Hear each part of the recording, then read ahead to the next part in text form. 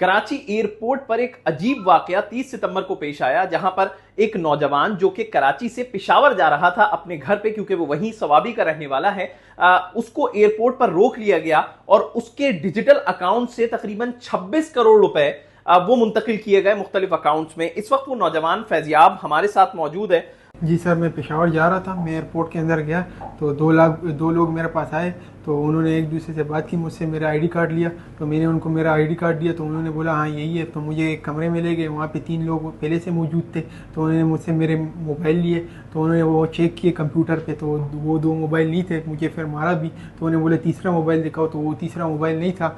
तो वो तीसरा मोबाइल मैंने बोला मैं नहीं दे रहा वो तीसरा मोबाइल। तो उन्होंने बोला नहीं वो मोबाइल दो। उन्होंने मुझे मुक्के भी मारे। तो फिर वो तीसरा मोबाइल मुझसे मेरे बैग से ले लिया। तो उन्होंने वो तीसरा मोबाइल लगाया, बोला हाँ यही है। तो मेरे फिर क्रिप्टो से तकरीबन 26 करोड़, ये मिनिमम 26 करोड़ रुपए ये निकाले। मेरे अकाउंट सारे डिलीट कर दिए, ब्लॉक कर दिए। मेरे रिकवरी ईमेल ब्लॉक कर दिए। मेरे सारे डीजे जो रिकवरी ईमेल थे वो डिलीट कर दिए। अच्छा, यानी कि जैसे बाइनेंस अकाउंट से पैसे निकाले गए तो आप उनको फ्रीज करवा सकते थे उन पैसों को? वो अभी नहीं हो सकते सर, क्योंकि सारे अकाउंट उन्होंने फ्रीज ब्लॉक कर दिए आपके। अच्छा, क्या उन्होंने आपके फिंगरप्रिंट्स भी लिए, कहीं साइन भी करवाए, क्या हुआ? बहुत सारे साइन कराए, फिंगरप्रिंट लिए, डिजिटल फिंगरप्रिंट मेरे से लिए।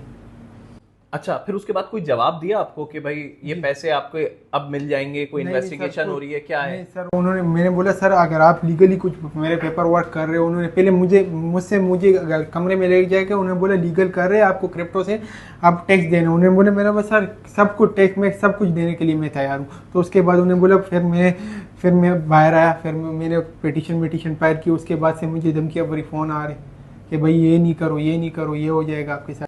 अच्छा, आप कब से क्रिप्टो में काम कर रहे हो? सर मैं 2017-2018 से कर रहा हूँ, लेकिन 2022 से मैंने बिल्कुल मुकम्मल तौर पर सही से काम शुरू किया। और ये पैसा एक मतलब 22 से 23 साल का नौजवान, उसके पास 26 करोड़ रुपए हैं अकाउंट में, ये कैसे? सर ये थोड़े से इन्वेस्टर के भी है, लेकिन मैं प्रॉपरली सर 2022 से 4-5 साल हो गए तो इससे कर रहा हूँ। मेरे पास सारे प्रूफ पड़े हुए। अभी आपने पिटीशन फाइल कर दी है, एसएसपी मलिर को इन्वेस्टिगेशन करने का कहा गया है, तो उन्होंने आपको बुलाया, कोई बयान लिया? अभी तक कुछ भी नहीं हुआ। अभी तक कोई ना राब्ता किया है ना कुछ भी नहीं किया उन्होंने।